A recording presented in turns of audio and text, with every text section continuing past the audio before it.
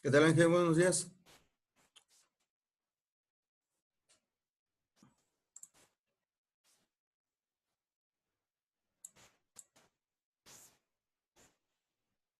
Muy buen inicio de semana.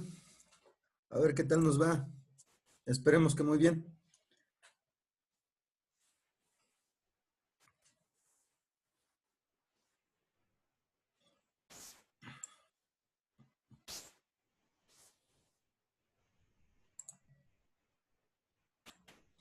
Órale, pues. Vamos a esperar a que ingresen más compañeros, para poder iniciar con la clase para esta semana.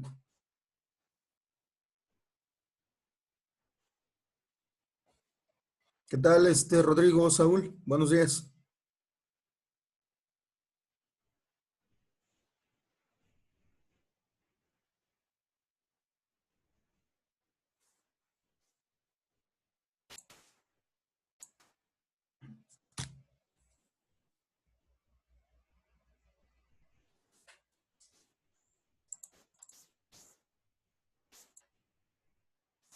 Muy buenos días, muchachos.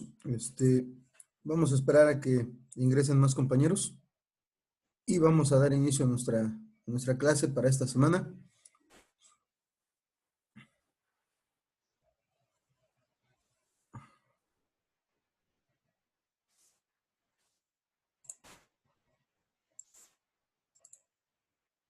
Muy buenos días, Rodrigo, también.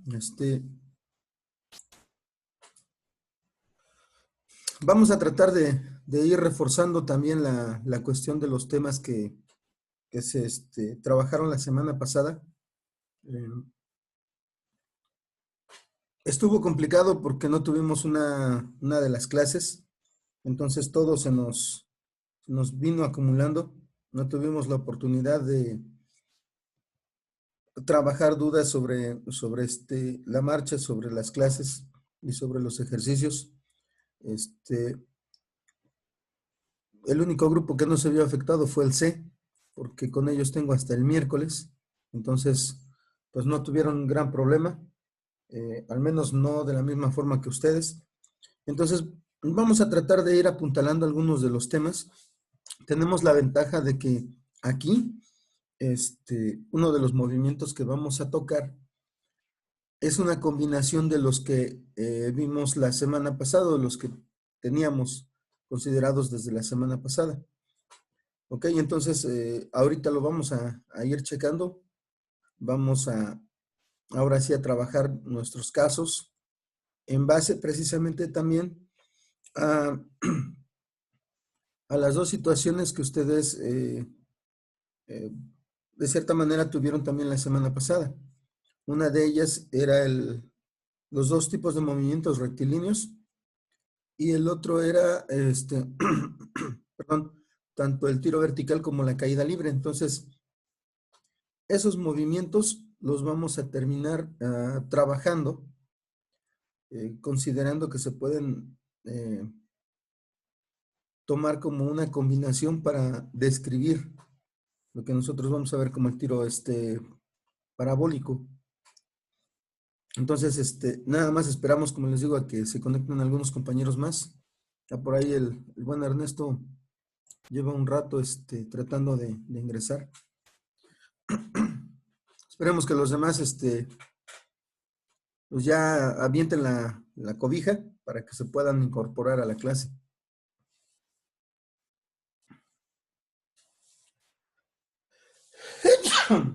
Ah, perdón.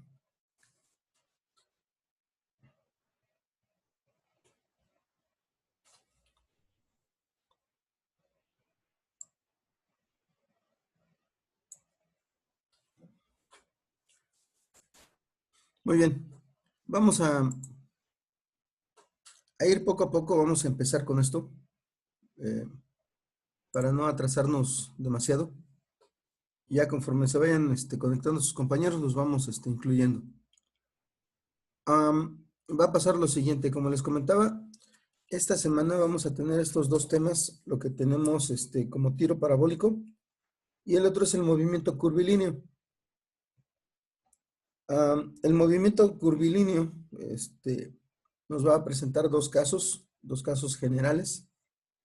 Y digamos que la facilidad del asunto va a venir en identificar cómo es que se van a presentar. Vamos a ver esas características. Nos vamos a dar cuenta que realmente, a pesar de que nos presentan muy complicado el asunto, en algunas partes, realmente es sencillo. Lo mismo sucede con el tiro parabólico. Vamos a ver. De inicio, vamos a considerar que cuando se realiza un tiro parabólico, se está trabajando solamente en un plano, en los ejes X y Y. Esto por conveniencia.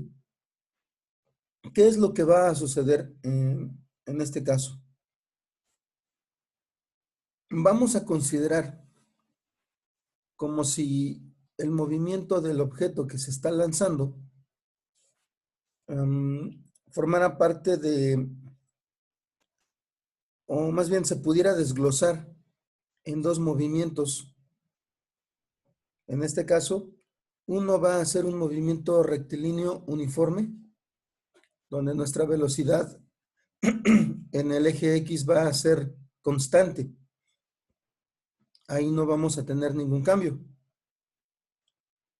De esa manera lo vamos a considerar. Nada más, ese movimiento rectilíneo uniforme va a limitar su duración dependiendo del otro, del movimiento que se va a llevar a cabo en Y. ¿Qué es lo que va a pasar? Como les decía, vamos a considerar que en el eje X nuestra velocidad se va a mantener constante. No vamos a tener ninguna variación. Es por eso que, por ejemplo, aquí abajo me indican precisamente que se trata de la misma velocidad. Desde el principio hasta que se termine, va a mantener su misma velocidad. Eso obviamente nos va a ayudar a saber cuánto va a lograr avanzar. Pero como les decía, esto se va a limitar por el movimiento que se realiza en Y. El movimiento que se realiza en Y va a ser muy parecido a los últimos que nosotros vimos la semana pasada, de los ejercicios, tanto el que les resolví como el que ustedes tenían que trabajar. Esto, ¿cómo es? Si nosotros tenemos un objeto, como en el caso de la semana pasada, y lo lanzamos hacia arriba, el objeto va a llegar a una altura máxima, se detiene y luego empieza a bajar. Algo similar vamos a considerar en el eje Y. Vamos a tener, obviamente, un punto de salida a donde la coordenada Y va a ser igual a 0. Vamos a alcanzar un punto máximo, una altura Y máxima, y a partir de ahí va a volver a caer nuestro objeto. Hasta que toca el suelo, nosotros vamos a tener el ciclo completo. Y en ese caso, en el momento que el objeto regresa al suelo o toca una superficie, nosotros vamos a considerar que el trayecto se cumplió. ¿Ok? Entonces,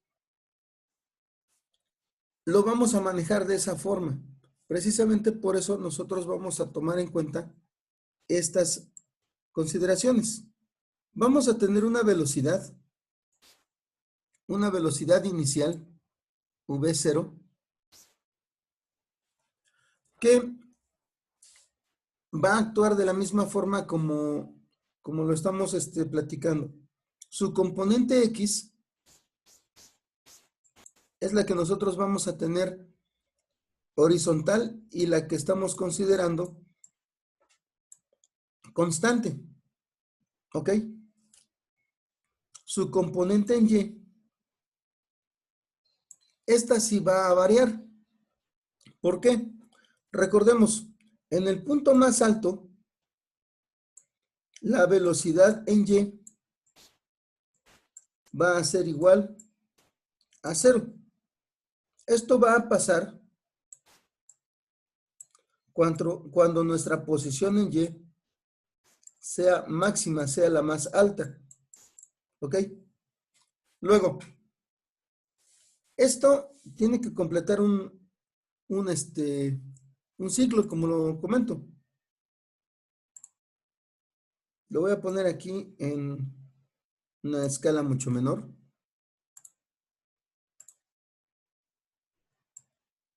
Nuestro objeto sale y termina cayendo. ¿Ok? Entonces, va a salir nuestra velocidad en su totalidad, o más bien de forma completa, va a estar en diagonal. Eso nos va a generar un ángulo teta, un ángulo alfa, un ángulo que nosotros decidamos. Y debido a esa situación, nuestra velocidad va a tener componentes. Componente en Y componente en X. Como ya lo vimos, esta componente en X va a ser constante. La componente en Y obviamente va a tener un valor máximo al inicio. Y esta es una consideración que debemos tener bien clara. Si el punto de donde sale el lanzamiento está a la misma altura, en la misma línea del punto a donde va a caer, nos vamos a encontrar, recordemos, aquí tenemos una B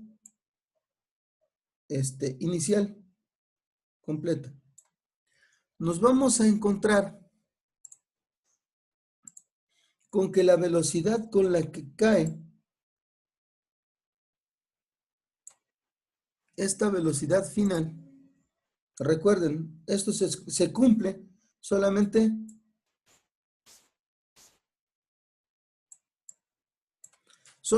si esta línea de donde sale y a donde va a parar se encuentra a la misma altura. ¿Sí? La velocidad final va a tener el mismo valor que la velocidad inicial, la misma magnitud, pero recordemos, como la velocidad en X es constante, esta va a seguir siendo la misma. La velocidad en Y es la que va a cambiar simplemente de sentido. Va a tener la misma magnitud que la velocidad inicial en Y, pero ahora en sentido contrario, hacia abajo. ¿Sí se comprende esta situación?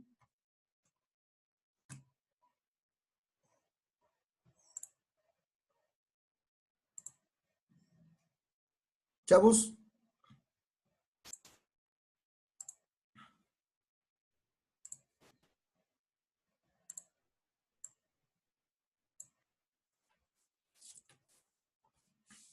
¿Sí se comprende cómo se va a comportar?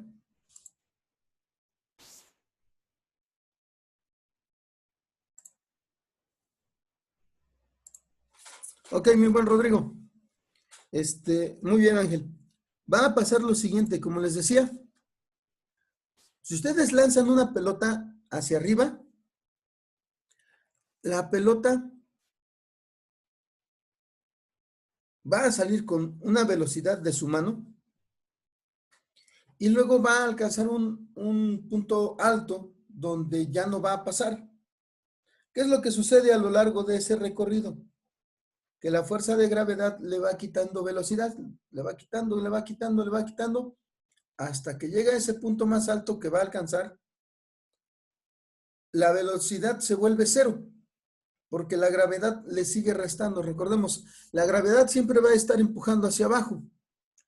Y como nosotros aventamos hacia arriba, entonces, si ustedes lo observan de lejos, cuando alguien lanza una pelota, un balón, un objeto cualquiera, si ustedes se dan cuenta, cuando empieza su recorrido, cuando empieza a subir, va como que más rápido.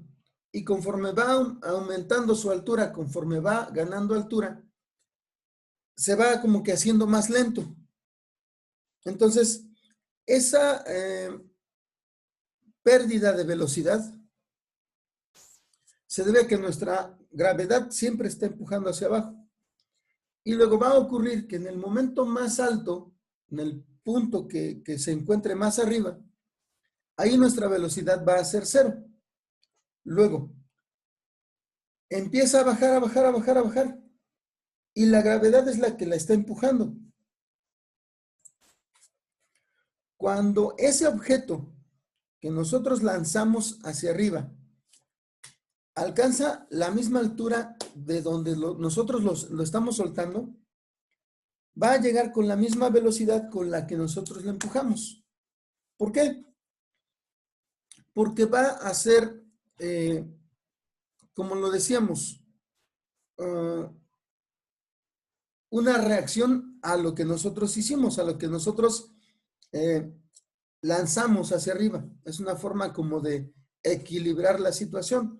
Nosotros aventamos, la gravedad le quita fuerza, le quita este impulso, lo detiene y nos lo devuelve con la misma fuerza. ¿Sí? Entonces, si yo lo espero, yo lo voy a cachar a la misma altura, el objeto cae con la misma velocidad con la que yo lo empujé. ¿Ok? Va a pasar lo siguiente. Si nosotros tenemos un objeto como esta pelota,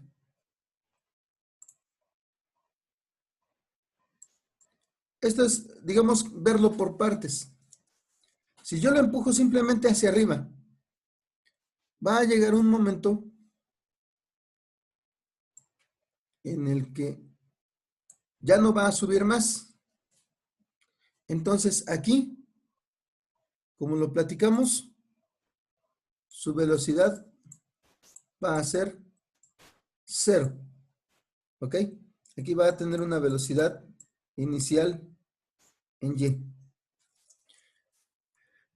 Obviamente esto no se va a quedar ahí flotando. Va a empezar a bajar. Entonces, cuando empieza a bajar,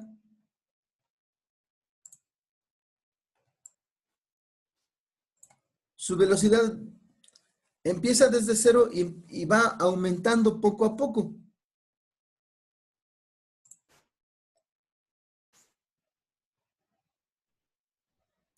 Entonces, cuando ese objeto, cuando normalmente se usa como ejemplo una pelota, cuando llega a la misma altura que tenemos o en que habíamos soltado esa misma pelota, la que la empujamos para arriba, a esa altura va a alcanzar una velocidad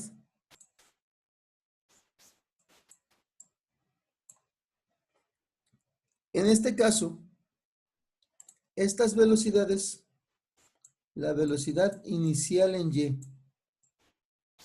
va a ser igual a la velocidad final de Y. Ahora, como les decía, aquí la única diferencia es que van a estar en sentido contrario. Obviamente, cuando yo aviento algo hacia arriba, su velocidad va a estar dirigida hacia arriba. Y cuando la vuelvo a tomar a la misma altura donde yo la solté, su velocidad va a estar dirigida hacia abajo, porque hacia allá va su movimiento. ¿Sí? ¿Sí se comprende esa parte?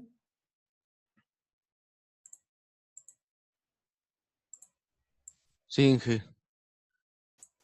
Ok, muy bien, Marco. Ok, muy bien, Rodrigo. Ahora, como lo decimos, en el caso del tiro parabólico, vamos a tener ahora una combinación. El movimiento horizontal, el movimiento que hace la pelota cuando yo la estoy aventando en tiro parabólico, como les decía, siempre va a tener una velocidad constante en X. Esa nunca va a cambiar. ¿Sí? Aquí lo que va a marcar la diferencia es cómo empieza y cómo termina nuestro recorrido. Si nuestro recorrido es simétrico, como yo les comentaba, voy a tener un piso horizontal, totalmente horizontal. La pelota que estoy lanzando parte desde el suelo y cuando termine su movimiento va a volver a caer en el suelo. No va a caer más arriba, no va a caer más abajo. Esto cuando el movimiento es completo y es simétrico, ¿sí? Va a hacer la curva completa, ¿ok? Ahora, en esa situación va a pasar algo parecido como con el movimiento vertical que tenemos, el tiro vertical. El objeto que yo estoy lanzando va a tardar lo mismo en llegar a su punto más alto que desde ese punto más alto volver otra vez al suelo, ¿sí? Por eso hablamos de que es un movimiento simétrico, porque el piso va a ser totalmente horizontal y el objeto va a caer a la misma altura, ¿sí? Entonces, bajo esas condiciones, la velocidad inicial en Y va a ser la misma que la velocidad final en Y. Pero como ya lo vimos, como lo tenemos aquí, en sentidos contrarios, ¿sí? De esa forma se va a comportar. Ahora, como también ya lo vimos perdón, en el movimiento vertical, tiro vertical y caída, caída libre, ya tenemos avanzado el conocer la aceleración. En este caso, la aceleración siempre va a ser la gravedad. Y como ya lo vimos, va a tener este signo negativo porque siempre va hacia abajo. ¿Ok? Entonces, esto que tenemos acá en Y va a ser un movimiento rectilíneo uniformemente acelerado. En este caso, con la gravedad siempre apuntando hacia abajo. Por eso tenemos esos signos negativos. En X, como ya lo vemos, como lo estamos viendo, siempre vamos a tener un movimiento rectilíneo uniforme. En este caso, horizontal. La combinación de los dos es la que nos va a permitir hacer los cálculos para describir y para poder predecir las características de este tipo de movimiento. ¿Ok? ¿Sí se comprende, muchachos?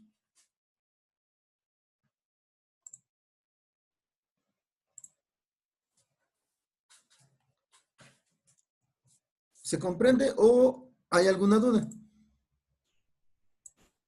Ok, muy bien. Vamos a pasar a lo siguiente. Mm, déjenme ver si... Yo creo que tengo que borrar porque si no, todos estos rayones nos van a aparecer en la siguiente diapositiva. Ok. Les digo, estas partes son lo que me hubiera gustado trabajar, porque ahorita sería simplemente un reforzamiento. Pero no hay problema, las vamos tocando, vamos considerando nuevamente la explicación de este tipo de movimientos para poder atacar y poder trabajar este tipo de acciones. Ahora, si ustedes le dan una checada a la actividad, yo me estoy concentrando más en este tipo de movimiento, porque ustedes se lo van a encontrar más seguido o lo van a tener que analizar más seguido probablemente, que lo que es ciertas complejidades del movimiento circular. Más sin embargo, también es necesario conocerlo. Ahora, no nos vamos a adentrar mucho en una de las características del movimiento circular, porque va a considerar mucho lo que son las derivaciones. Entonces, ustedes todavía no pasan el curso de cálculo diferencial. Eso es lo que vamos a, digamos que a prever. Entonces, la idea es que ustedes comprendan a grandes rasgos qué es el movimiento curvilíneo y apliquemos lo más aplicable que tengamos. ¿Sí? Que resolvamos lo que esté a nuestro alcance. ¿Ok? De momento, solamente vamos a hacer referencia a la situación de las derivaciones, como en este caso. Vamos a tener que el movimiento curvilíneo en general va a poder describirse de la siguiente manera. Como ustedes probablemente recordarán, a veces es necesario considerar un vector de posición. Como ya lo vimos en el movimiento, perdón, no, en la aplicación de momentos, como ya lo vimos en la aplicación de fuerzas en 3 dimensiones, a veces nos hace falta el vector de posición, como en este caso R, o un vector de dirección.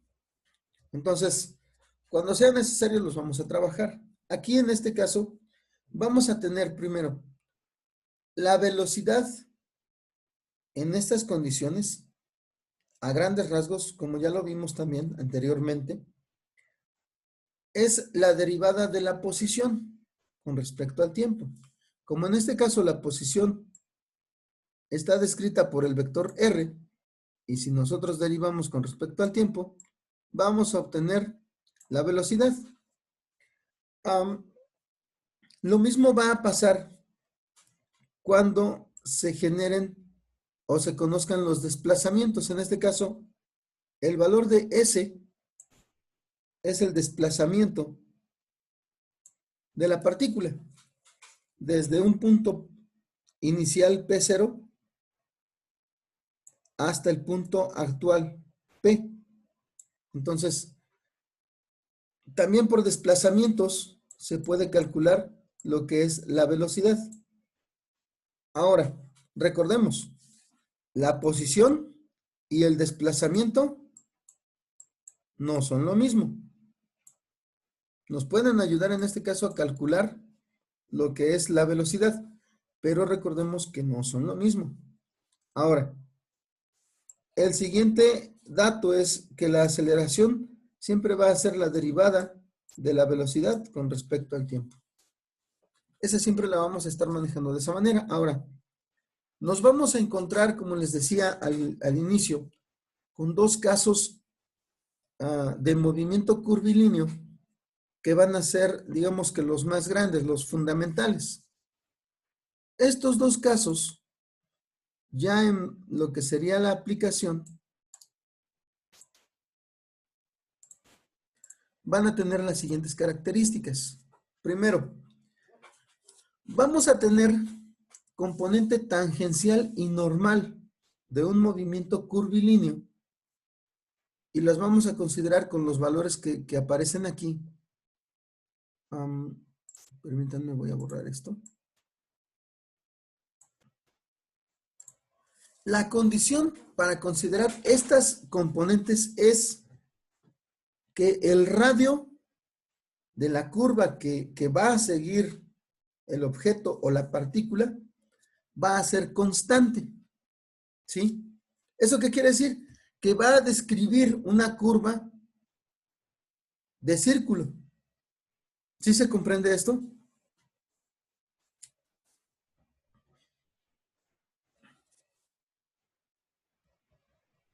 Sí, Inge.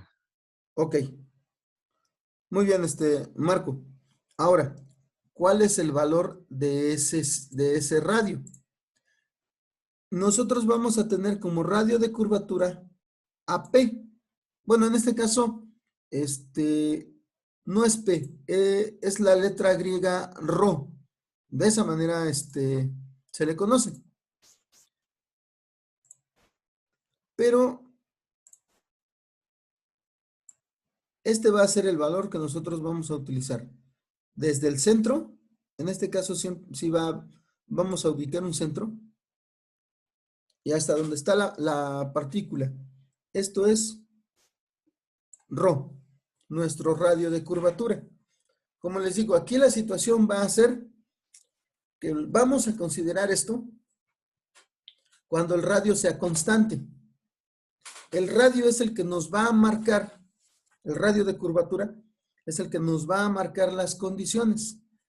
El aplicar o el utilizar la letra EN y ET es como cuando utilizamos I, J y K en las coordenadas rectangulares. Simplemente nos van a servir para separar. ¿Sí se comprende eso?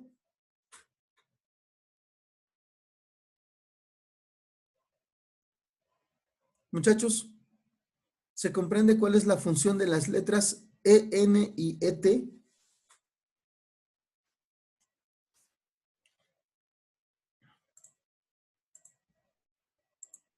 Ok, muy bien, Marco.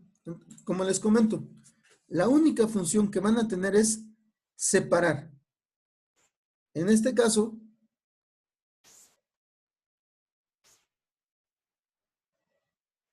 ET y EN simplemente me están indicando componente tangencial y componente normal. Es la única función que van a tener. Ahora, lo que a nosotros nos va a interesar aquí en estos casos va a ser la velocidad, el radio de curvatura y la aceleración. Vamos a trabajar bajo cierta condición. Si la velocidad es constante, escuchen, si la velocidad es constante, el componente tangencial, cuando la velocidad, lo voy a cambiar aquí, lo voy a poner aquí. Si la velocidad es constante, el componente tangencial es igual a 0. ¿Ok? Esa es una condición que nosotros vamos a tener en este caso. ¿Sí? ¿Sí se comprende esta parte? Muchachos.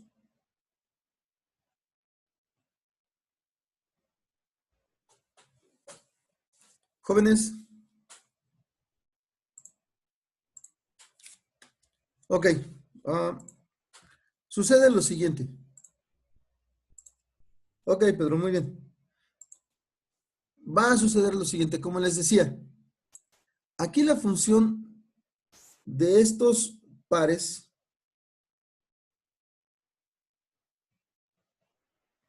es simplemente indicar de qué valor o a qué valor están haciendo referencia.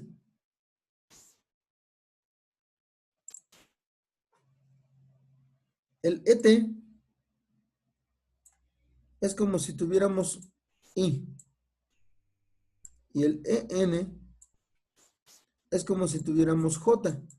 Por ejemplo, nosotros no utilizamos I y J o K.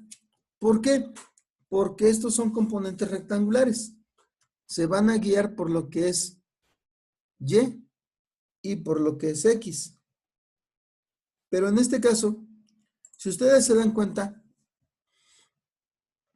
estos valores van a depender del punto en el que aparezca la partícula. Porque, por ejemplo, si nosotros tenemos la partícula en esta parte,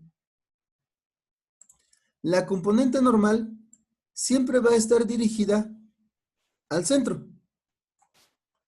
Y la componente tangencial siempre va a ser, como su nombre lo dice, tangente a la curva en el punto donde está la partícula. Ahora, entre estas hay una relación de perpendicularidad. ¿Qué quiere decir? Que siempre vamos a tener 90 grados entre las dos. ¿Sí? Ahora, la componente tangencial, cuando la velocidad no va a cambiar, cuando la velocidad es constante, la componente tangencial se vuelve cero. ¿Por qué? Porque el valor de la componente tangencial depende de la derivada de la velocidad. Y una de las reglas de derivación nos dice que cuando derivamos una constante, el resultado es cero. Por lo tanto, si esta velocidad es constante, su derivada va a ser cero. Por lo tanto, la componente tangencial sería cero cuando la velocidad es constante. La que siempre va a aparecer, independientemente de esta situación, va a ser la componente normal. ¿Por qué? Porque esta no depende de ninguna derivación. Esta va directamente con el valor de la velocidad, lo elevamos al cuadrado y lo dividimos entre el radio. ¿Sí? De esa forma nosotros vamos a describir este movimiento, pero bajo esa condición de que el radio de curvatura sea constante. Este radio es constante. En ese momento nosotros vamos a tener un movimiento circular. Es diferente al movimiento curvilíneo. A fin de cuentas se mueven en una curva, pero el movimiento circular, como ya lo sabemos, va a tener un radio constante. Y el movimiento curvilíneo puede variar en el radio, puede ser más grande en ciertos momentos. ¿Ok? ¿Se comprende esa parte?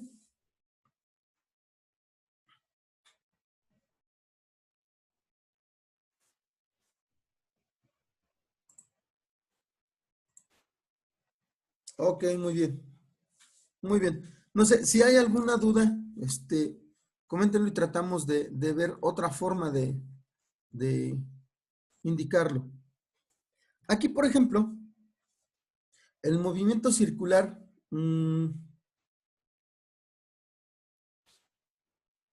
es similar a como cuando ustedes probablemente hayan jugado hace tiempo. Cuando amarraban una pelotita con un hilo y la empezaban a girar, y la giraban y la giraban. Ese es movimiento circular. ¿Por qué? Porque ustedes normalmente el cordón no lo soltaban. Pero si llegaban a hacer eso, si llegaban a variar la longitud del cordón, ustedes probablemente experimentaban ciertos jaloncitos, porque precisamente el hecho de variar la longitud del radio de su movimiento circular va a generar esa situación. Ahora, cuando de repente ustedes soltaban, la pelotita obedece a esta trayectoria, obedece a la trayectoria tangencial. Voy a borrar esto.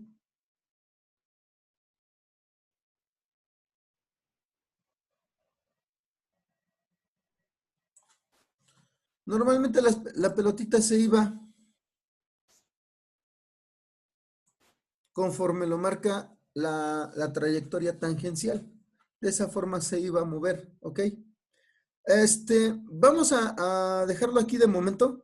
Continuamos ahorita a las 8 con la siguiente sesión. Esta ya prácticamente está por terminarse. Reafirmamos esto y pasamos al siguiente movimiento, ¿ok?